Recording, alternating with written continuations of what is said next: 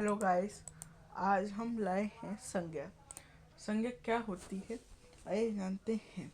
देखिए, संज्ञा जो है वो अब जैसे कि हमने बात की संज्ञा। संज्ञा मीन्स होता है नाउन। संज्ञा किसी भी व्यक्ति, वस्तु, स्थान, जानवर, भाव, गुण आदि के नाम को संज्ञा कहते हैं। जैसे राम, पुस्तक, भरतपुर, गर्मी, सर्दी आदि। अब देखिए, हमने इसमें जाना कि ये संज्ञा क्या है। हम संज्ञा किसे कहते हैं? किसी व्यक्ति, वस्तु, स्थान, स्थिति, जानवर, भाव, गुण आदि के नाम को संज्ञा कहते हैं। अब हम किसी के व्यक्ति या वस्तु, स्थान, जानवर, भाव, गुण आदि के नाम को हम संज्ञा कहते हैं। जैसे राम। राम नाम है, पुस्तक वस्तु है, भरतपुर स्थान है, गर्मी ऋतु है।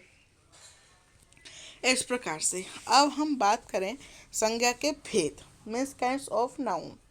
संज्ञा के भेद। संज्ञा के निम्नलिखित 5 भेद होते हैं। वो कौन कौन से हैं? Proper noun, common noun, abstract noun, समुदायवाचक या समूहवाचक संज्ञा, द्रव्यवाचक संज्ञा। मीन्स व्यक्तिवाचक, जातिवाचक, भाववाचक, समूहवाचक, द्रव्यवाचक संज्ञाएं होती हैं 5 प्रकार की। अब व्यक्तिवाचक संज्ञा क्या है? Proper noun. जिस संज्ञा से किसी एक ही व्यक्ति, वस्तु या स्थान विशेष का बोध हो उसे व्यक्तिवाचक संज्ञा कहते हैं। जैसे मतलब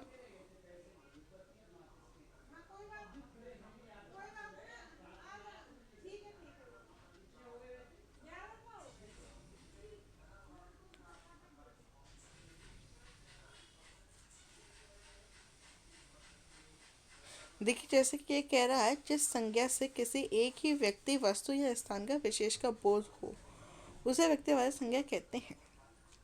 जबकि जैसे कि मैंने बोला शिवांश तुम यहाँ आओ, और मैंने बोला कि शिवांश तुम यहाँ पर आओ, और मैंने बोला लड़के तुम इधर आओ, लड़को तुम इधर आओ। अब जब मैंने शिवांश बोला है तो खाली शिवांश नाम का लड़का ही इधर आएगा। और अगर मैं बोलता हूँ कि लड़को इधर आओ तो सभी लड़के मेरे पास आके खड़े हो जाएंगे। ठीक है। तो जब मैं किसी व्यक्ति का स्पेसिफाई लेके नाम बोल रहा हूँ कि शिवांश तुम इधर आओ, तो केवल मेरे पास शिवांश आएगा। फिर इसी प्रकार से व्यक्तियों के नाम जो हमको दिखा रहा है, राम, मोहन, सीता, कालू आदि, जरूरी नहीं कि यही राम जो है वो व्यक्तिवाचक में आए। व्यक्तिवाचक में कुछ भी हो सकता है। राम हो सकता है, मोहन हो सकता है, सीता हो सकता है, कालू हो सकता है, ईशान हो सकता है, जो आपका नाम है वो हो सकता है। जो भी नाम हो वो आ सकता है। ठीक है। उसके बाद है दिशाओं के नाम।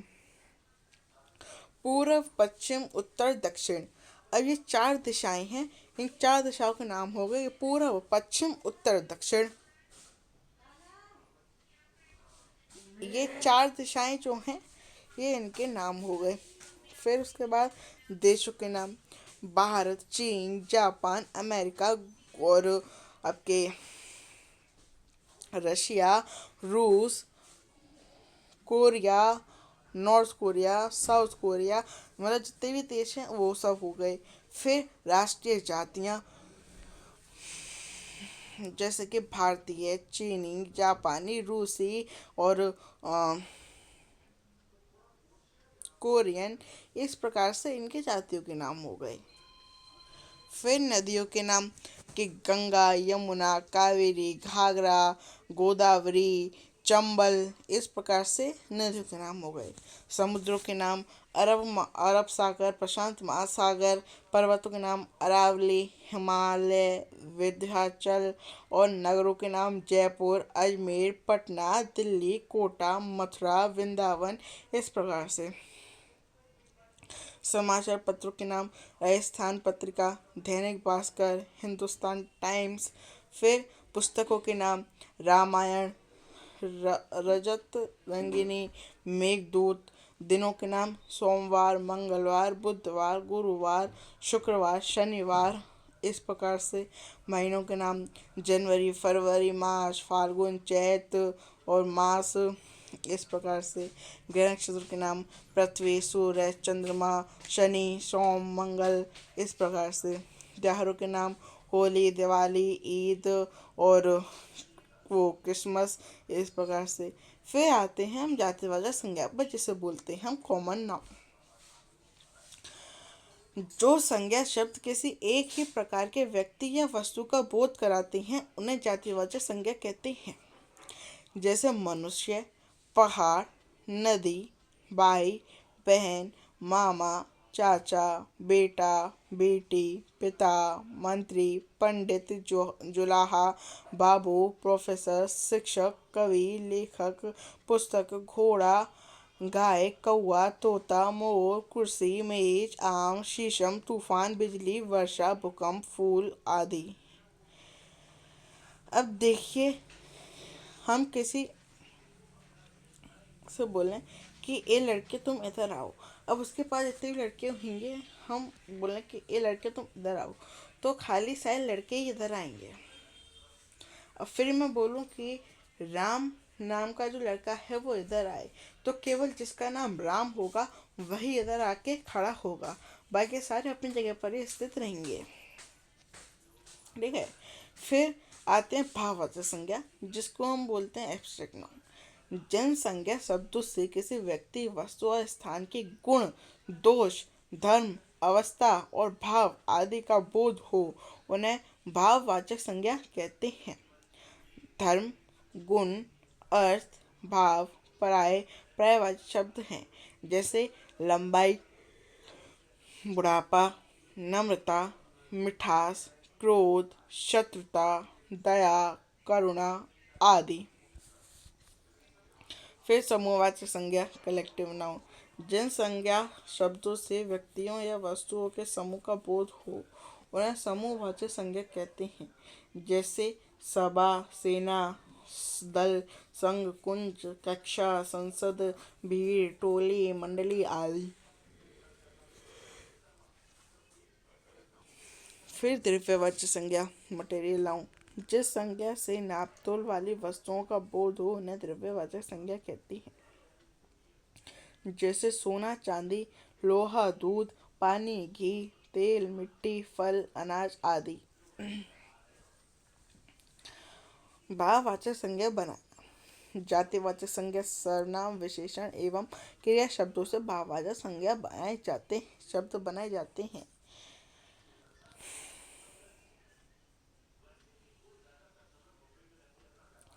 जातिवाचक शब्दों से भाववाचक संज्ञा।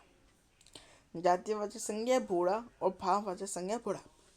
जातिवाचक संज्ञा लड़का, लड़कपन, मित्र, मित्रता, नौकर, नौकरी, जवान, जवानी, लड़का, लड़कपन, दास, दासता, शत्रु, शत्रुता, मनुष्य, मनुष्यता, कलाकार, कलाकारी, बालक, बालकपन।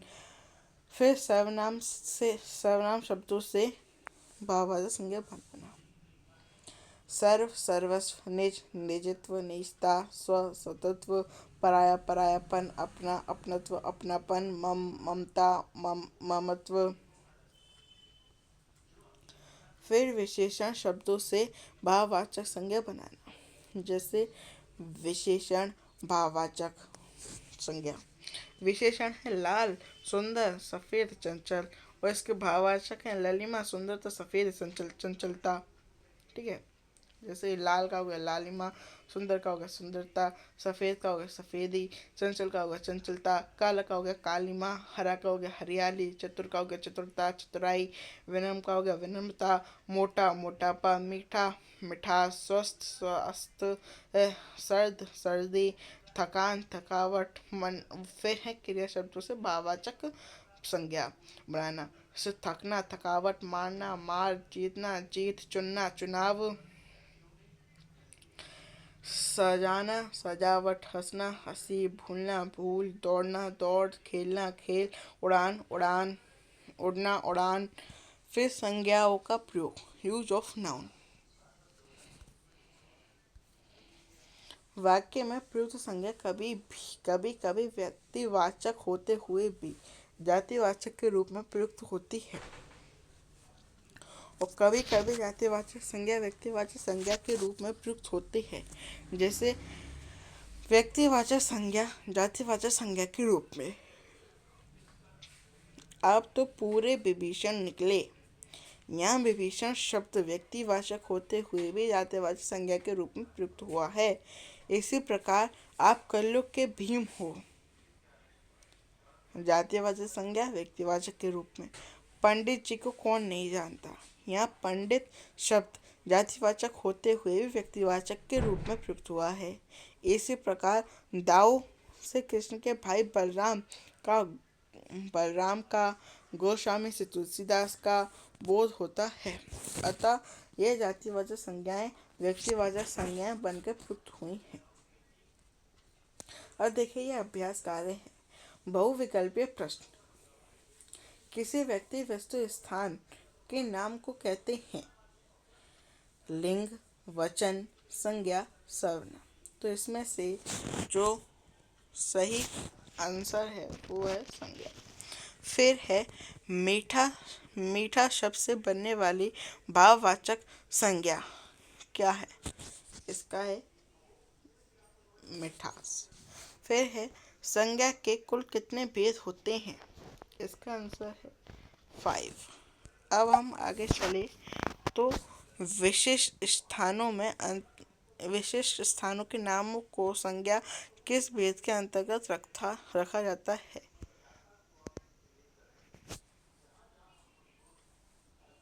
फिर संज्ञा शब्द है राम, तुम, मोटा, इनमें से कोई नहीं, तो इनमें से है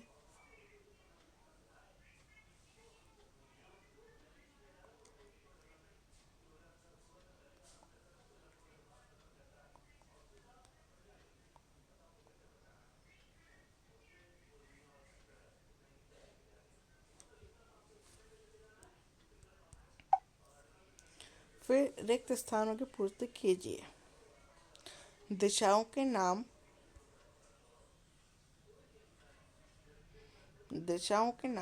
व्यक्तिवाचक संज्ञाओं में आते हैं। देखिए हमको कैसे पता चलेगा ये व्यक्तिवाचक। देखिए ये है व्यक्तिवाचक का सार। तो दिशाओं के नाम जो है किस में आते हैं? व्यक्तिवाचक में प्रॉपर नाउन। इसी प्रकार से एक ही प्रकार के व्यक्ति या वस्तु का बोध करने वाले शब्दों को जातिवाचक संज्ञा कहते हैं। जिन संज्ञा शब्दों से भाव का बोध हो, गुण दोष का बोध हो, उन्हें भाववाचक कहते हैं। बूढ़ा से भाववाचक बुढ़ापा शब्द बनेगा। संज्ञा के उचित परिभाषा दीजिए। तो इसके परिभाषा मैंने उत्तर में ही दे रखी है।